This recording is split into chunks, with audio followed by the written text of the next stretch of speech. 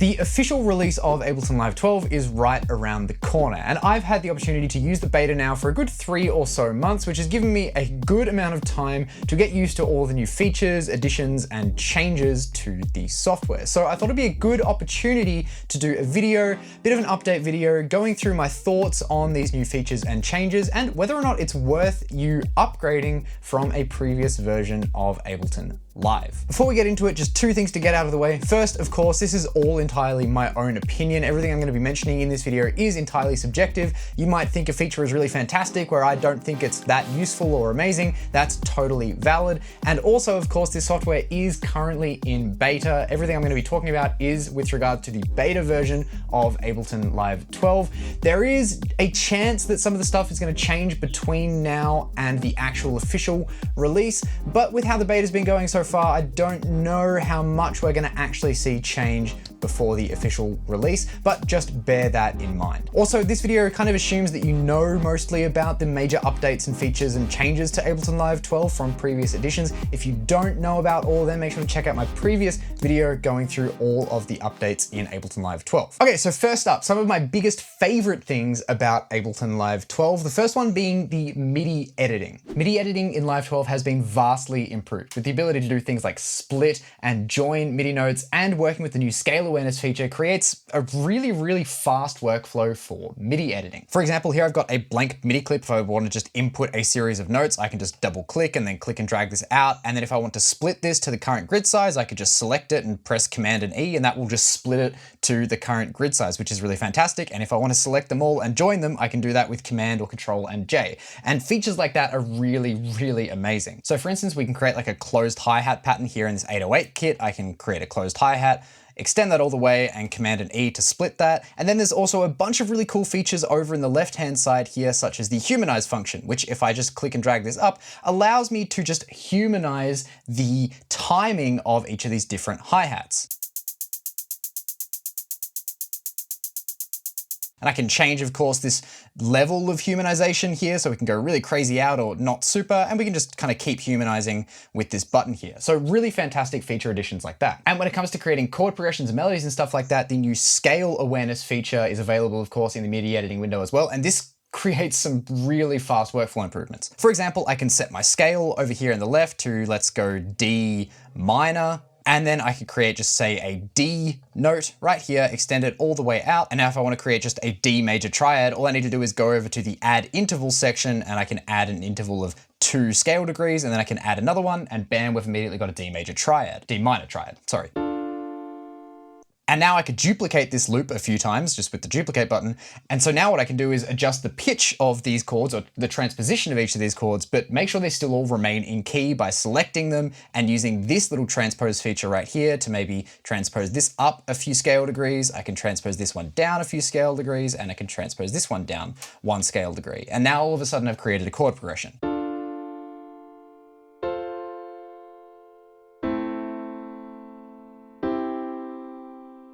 Now, there are of course also the MIDI transform and MIDI generate tools, but those don't actually kind of make my list quite yet. I'll get to them later. With that said, I actually think the MIDI editing features are, although minor, one of my favorite feature improvements in Ableton Live 12. Okay, so the new distortion effect raw is also one of my new favorite features in Ableton Live 12. It doesn't quite hit the exact mark. There's still some room for improvement, but I do think it's a really amazing effect. So if you haven't seen raw, this is what it looks like. We've just got a bunch of different stuff we can do around here. There's a whole bunch of different routing and stuff like that. It's crazy. You can check out my previous video going through it a little bit. But some of my favorite things about raw are actually the new and weirder transfer curve. So let's just set this back to single, and let's go to the shaper here. And we've got things like fractal, noise injection, and shards, all of which are really interesting kind of transfer curves. So here's our basic sound that we've got.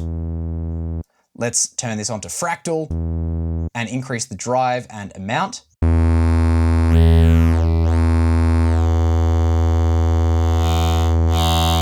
Let's try out noise injection. And then shards is also really cool as well. They all have this kind of interesting movement to them, which I really, really, really like. I think it's a super cool addition to Ableton Live 12. Now, as I mentioned, Raw could still be improved with things like MIDI functionality, maybe MIDI sidechain triggering, or maybe the ability to follow incoming MIDI notes for, say, the feedback section would be super useful, for example, but still Raw is a really fantastic effect. Now, beyond the MIDI editing and the new Raw effect, I actually really enjoy some of the visual updates to Live 12. Particularly, it feels like there's a little bit more space, and also I really enjoy the new metering. So here I've got a break track loaded up, and I can just increase the size of this meter, and if I play the break, you'll be able to see the meter bouncing up and down in a little bit of a different way to how it was bouncing up and down in previous versions.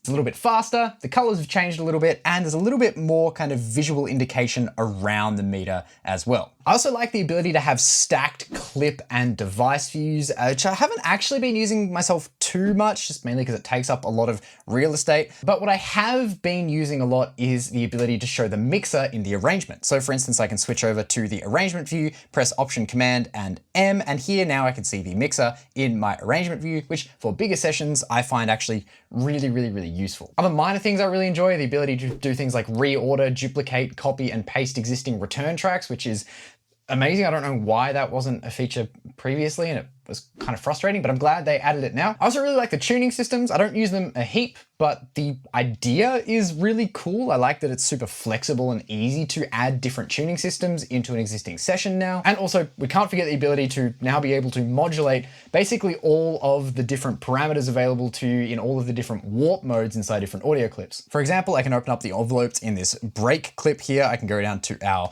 modulation envelopes, clip, and now I can go to something like transient envelope, and I can go to my beats warp mode, change the transient envelope to forward, and now I get the ability to modulate this tiny little parameter right here, which is something that's been requested for ages and ages.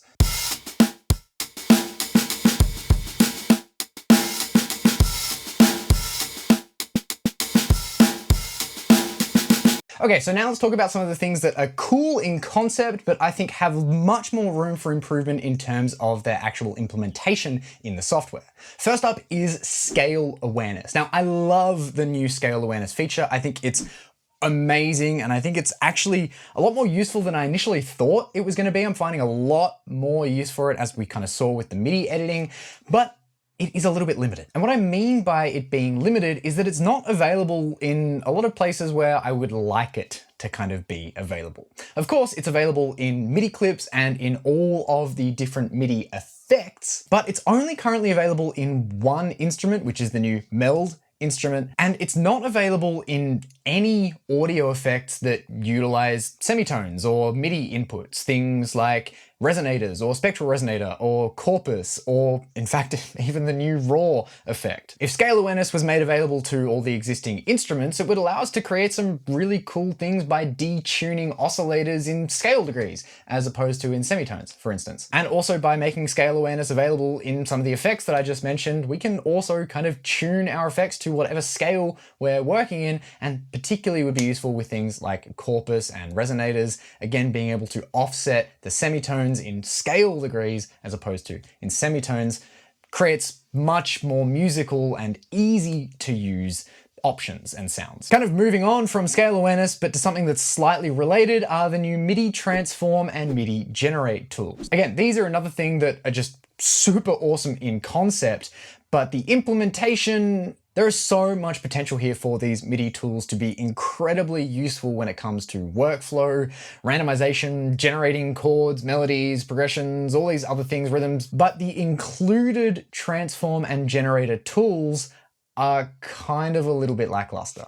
And what I mean by this is that they're still kind of mostly manual. For instance, if I want to generate a chord progression, I would go to generate and I would go to the stacks option. And here I've got the ability to add up to 4 chords, which is kind of cool, but I have to change the root to whatever I know the root is, and then I can kind of have the option to change some of these chords a little bit and then maybe add some inversions and stuff, but it's kind of leaning a little bit too heavily into that like random, I don't really know what I'm doing territory, as opposed to something that could be a little bit more useful, such as using scale degrees or like Roman numerals, for example, to say I want a 1-4-5 progression, and I can just pop that in there and it's done. There's also no way to, for instance, select all of these notes and then just randomize the notes. I'd have to use something like the random MIDI effect for that, which surely, why wouldn't that just be something that's inbuilt as a transform tool? Now, I know that there is the ability to create new tools in Max for Live by the community, and I'm sure there's going to be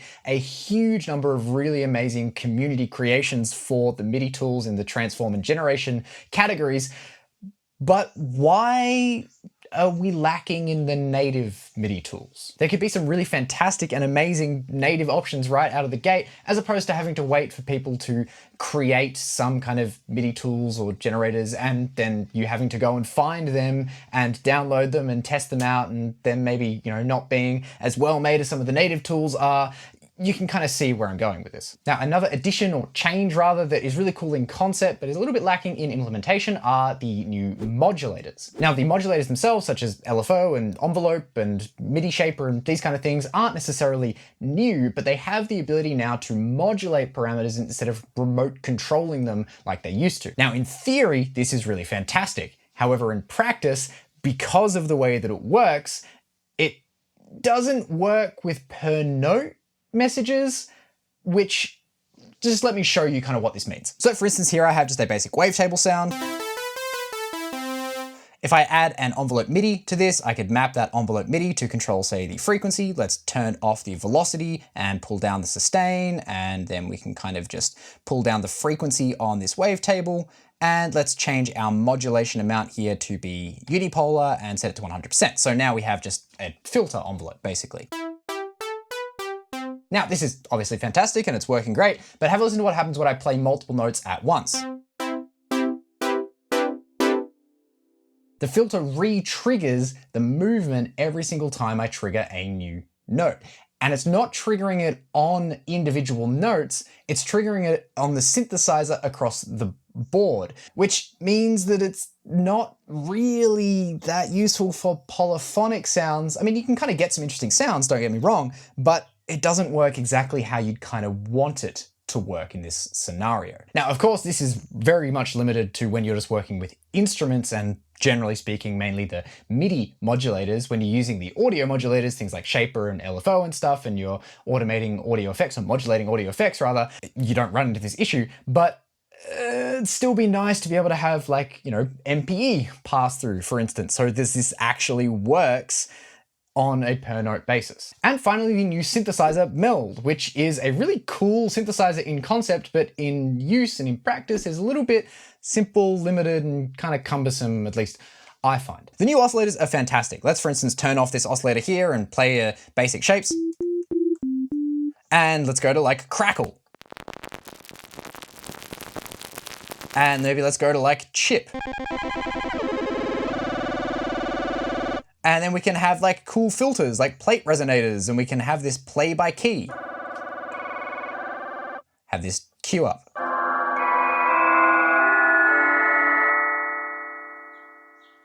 Really interesting right out of the bat, but that's kind of as complicated as this synthesizer can get beyond using the modulators. There's no way of combining these two different oscillators at all. These two paths here, A and B, are completely separated in terms of an audio signal. There's a massive modulation matrix here, which on the surface looks really insane until you realize that a vast majority of the modulation destinations are all actually modulation sources themselves. And on top of this, again, the LFOs are really cool, but I don't really like this LFO effects thing. Maybe just give me a third LFO instead. What would be really awesome to see in something like Meld is the ability to, like we have in analog, change the routing a little bit, maybe have a global filter section so we can use the same filter to affect both the oscillators, and then maybe we can have some more modulation destinations or something like that per oscillator. I don't know, just kind of thinking out loud here,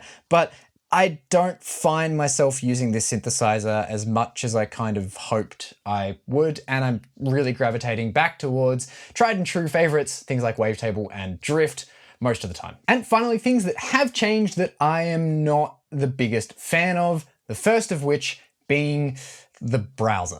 Now, don't get me wrong, I enjoy the idea and the ability to have filters and tags. For instance, I can go into my library and I can search and filter everything. I can filter by kick, and I can have like an acoustic character. And here I go, I can go through all of my acoustic kind of kicks, right? But what this has come at the expense of, if I just kind of get rid of these here, if I go to the audio effects, there's no longer folders here. If I go to the plugins, there's no longer folders for each of the plugins. If I go to the sounds, there's no longer folders for each of the sounds. And as you can see, this filters section takes up a lot of space. Yes, you can show or hide each of these individual kind of sections here, or show or hide filters as a whole, but really I'm finding navigating the browser a lot more cumbersome, and it feels more cluttered than previously when it was so easy to find things.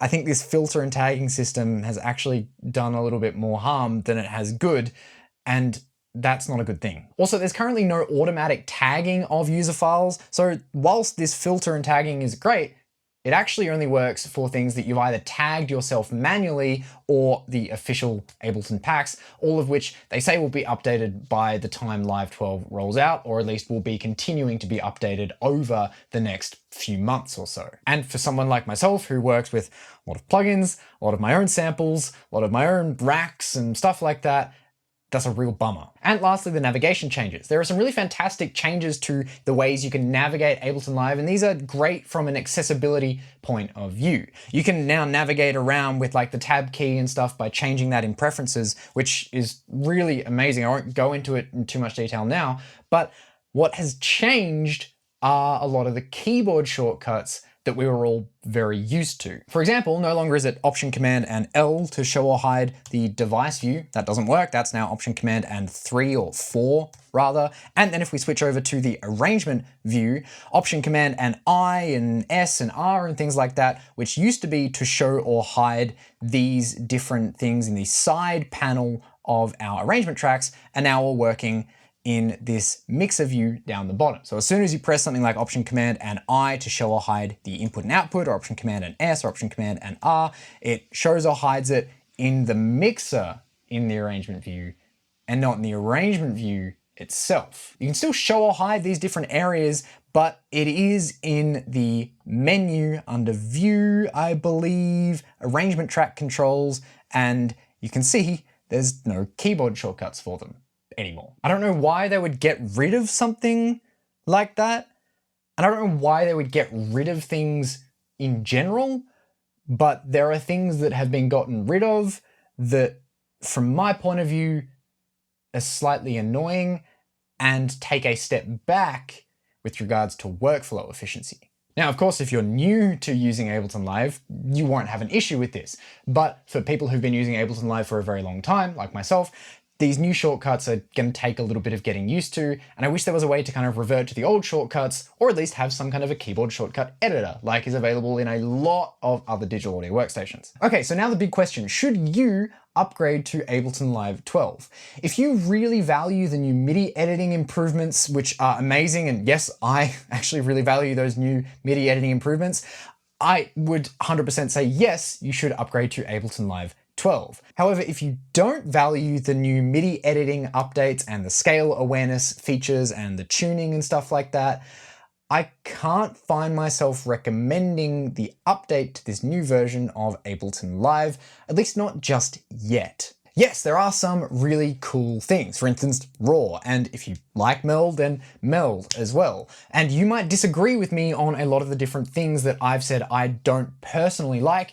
You might like them a lot. And whilst there are actually a lot of little tiny quality of life improvements that I haven't gone over in this video, most of the new features don't quite feel up to the standard that I would be expecting from an entirely new version of Ableton Live, especially when Live 11 is only just up to 11.3. Now, of course, the only other main reason that I would upgrade is to make sure you continue to receive updates to the software. I don't know that they'll stop supporting Ableton Live 11. I hope they don't, but of course, there's always a chance that once Live 12 rolls out, Live 11 will stop receiving support. So to summarize, if you really value the new MIDI editing features and things like scale awareness and tuning systems and the transform and generation tools, then yes, absolutely update to Live 12. Otherwise, wait it out until you see more improvements on these features in the future. Hey friends, this is Matt from the future here. I want to do a video answering your questions about Ableton Live 12. So if you have any questions, make sure to leave a comment down below. Could be anything about the software, could be about how certain things behave, or if this thing works, or if that thing works, or how does this thing go, or whatever it is. I want to do a whole video answering those questions. So if you have any questions, leave it down below. If I get enough, I'll do that video in the future, hopefully before the update actually arrives. Otherwise, thank you so much for watching this video, and I'll see you all in the next one.